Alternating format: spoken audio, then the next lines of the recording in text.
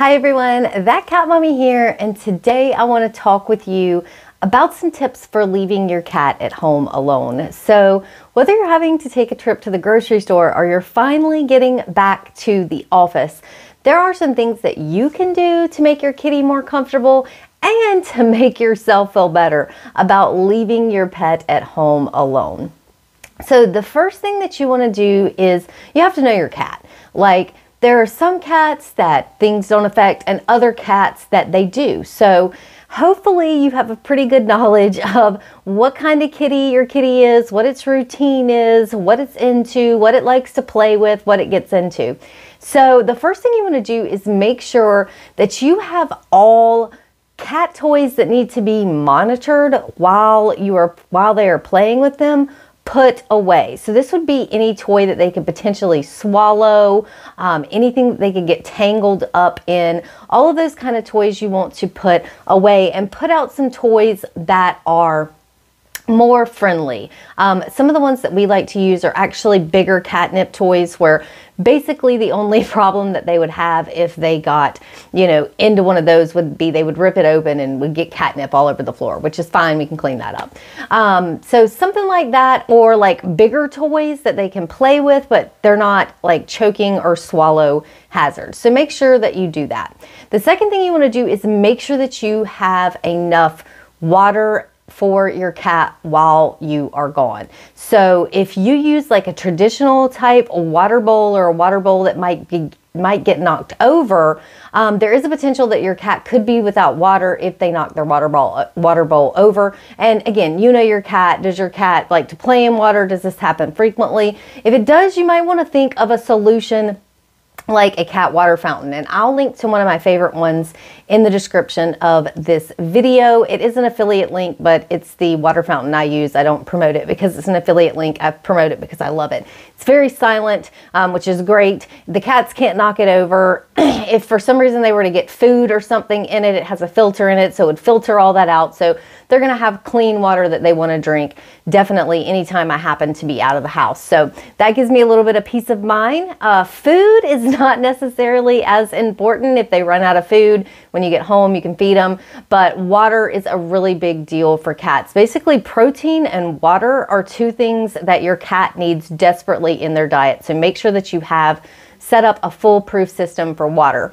Now, this is another thing that I have heard happen to other cats. It's never happened to my cat, but when I heard that this happened to other kitties, it terrified me. And so I immediately changed my behavior around this. So if you have blinds, now I'm not talking about vertical blinds, I'm talking about horizontal blinds. Cats like to get into them. Sometimes they climb on them, they want to paw at them to see out the window to see what's happening in the world. I have heard of cats getting tangled in those blinds when an owner was not home, not able to free themselves, and it ending disastrously. So sad, so very sad. I have known at least 3 people that have told me they have lost cats like that, and it's just something you don't think about. It's cute and it's fine and it's fun until it's not, and something bad happens to your cat. So what we actually do is all of our windows, our blinds are raised halfway, and I'm big on privacy. I don't want anybody to be able to see into my house or anything like that. It just weirds me out. I saw an Oprah episode one time about this guy who was peeping in somebody's window with night vision goggles, and it freaked me out. So I'm big on privacy, but we have all of our blinds at like half level. So the bottom part, or the part where the cat could get to or jump and get to, is raised. So there's absolutely no way they can play in them. There's no way that they could get tangled in them. And that's everywhere, all over our house, wherever our cats can get to something like that. And actually what I did was I found these really cool curtains off Amazon, and they're white on the back. You can pick whatever color on the front. Like I have a teal pair, and then I have a plain white pair. Now the teal pair is light blocking, and it blocks all of the light, which is fantastic in my bedroom. The white, it still allows the sun to come in. So if that's the vibe you're looking for, and again, I'll link to these curtains in the comment section as well. But they're white, which is great because most blinds are white. So it adds a uniformity to your home. You don't like necessarily see that the blinds are raised so that somebody can come and peep in your house, because these curtains with their backing make it look uniform on your house. Your cats can still get behind the curtain and get in the window and look out the window and do all the fun things that they want without the issue of the blind. So you're protecting your privacy with the curtains, you're protecting your kitty with the curtains, and you still have the use of your blinds if for some reason you needed to take them down or whatever, or but I do that anytime I leave the house because I don't want anything to happen to my cat. This also goes with anything that they can get tangled in. So you really do have to cat-proof your house. One of my, this lady I know, this older lady that I know, actually called me and we were talking, and I was checking in on her family, and she said, I just want to let you know, my daughter, they had just got done from the pool and they came back inside, and her daughter put her bathing suit top on the back of the door. It was a bikini. And then they went out to eat or get ice cream or something like that. And when they came back home, the cat had got tangled in the bathing suit top, and it was no longer living. And very, very sad. And she just was letting me know, like, be careful where you hang your bathing suit top, because the lady didn't even think about it. She just hung her bathing suit on the back of the door. She'd always done a million times. But this time, unfortunately, it was a disaster. So all cords that they could chew on, anything they could get tangled in, remove that. Now, we don't go through our house and remove everything like that when we leave. What we do, our solution is our living room, which is, we have an open floor plan. So dining room, kitchen, all is not closed offable. It's all one big empty room.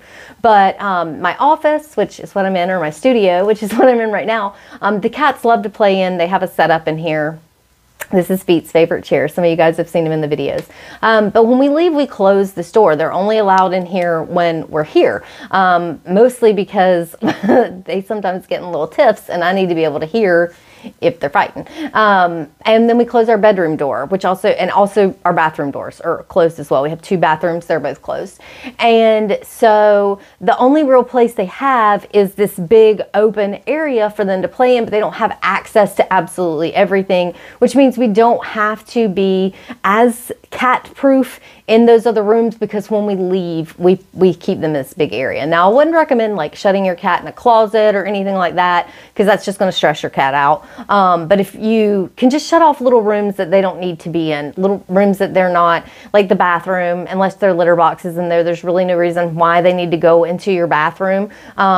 Also, your bedroom, unless that happens to be where they like to stay or whatever. But you can do this in any room, but basically just keep the area that the cats are going to be super, super safe while you're gone. So plenty of water. They've got the toys. You fix the blinds. You've got the curtains for privacy. You've got them in one area.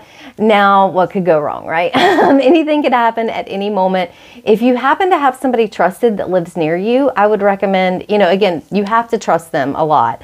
But we had neighbors that we would give a spare key to in case of an emergency, and we had theirs. And this is back when I lived in a neighborhood, and we knew these people relatively well, and we felt comfortable doing that. So you could give somebody a key to check on your kitty if you're super paranoid about it.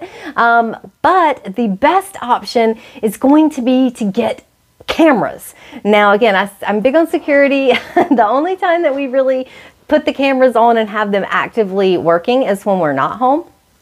But one of the things that I love about it is I can relieve my own stress, because I do want to know, are they okay? Are they eating? Are they drinking? Like, what's happening when I'm not home? Are they fighting? Because I can literally say, stop that fighting, and they'll stop fighting, because they've been with me forever, and they know that I'm gonna break them apart. Be like, it's time for you guys to have some time apart. So now it's just the point where I can just tell them stop. And so these cameras that I got not only allow me to see them, but also allow me to dial in and talk to them. So if they were having a knockdown, drag out fight, I could dial in and be like, stop fighting. You can watch them all day. It's kind of like a baby monitor type thing. You can use it from your phone. There's a free app that you can dial in. And I looked all over before I bought these cameras, and I think they are the best bang for your buck. I'm going to link to them in the description as well. And it just gives me relief knowing that I can check in on them. Also, if you're gone from your house and you did give somebody else the key to check on your cat, you would be able to see anything that they do in your house with these cameras as well. So that's pretty cool. It does have a recording function, so it can record clips. It tracks motion. There's one that's a 360, and it will literally follow anything that moves around, including pets, which is really cool because I can see them like sleeping on the couch and like walking over to their food bowl and then going to their litter box and back. I can see all of that from anywhere that I can get a phone signal from. So that's pretty amazing. So that definitely makes me feel better about being gone from them and them being here by themselves. The last thing I'll say is to make sure before you leave that you feed them so they're not hungry, because hungry cats need very few things when it comes to like not making them angry. That some of you guys know, if you make your cat angry and you forget to feed it or you forget to do something for it, that they can be vindictive, and they will do things like tear up your carpet or scratch up your couches or pee in your shoe or do something to let you know that they are displeased with them. Some cats, not all cats, but some cats will do that. So you want to make sure that they're fed before you leave, and that their litter box is changed. That's another big one too, to clean out their litter box before you leave and make sure they have a nice clean place to go potty. So I hope you guys enjoyed these tips for leaving your cat at home alone. I hope your kitties will stay safe and happy, and that with the cameras you'll be able to get the peace of mind that you need to go to the grocery store or go back to the office or whatever it is. Thank you guys so much for checking out this video. If you want more content from me, make sure you subscribe and hit the bell to get notifications when I release new videos. And until I see you guys over on the next video, remember to keep living your most perfect life.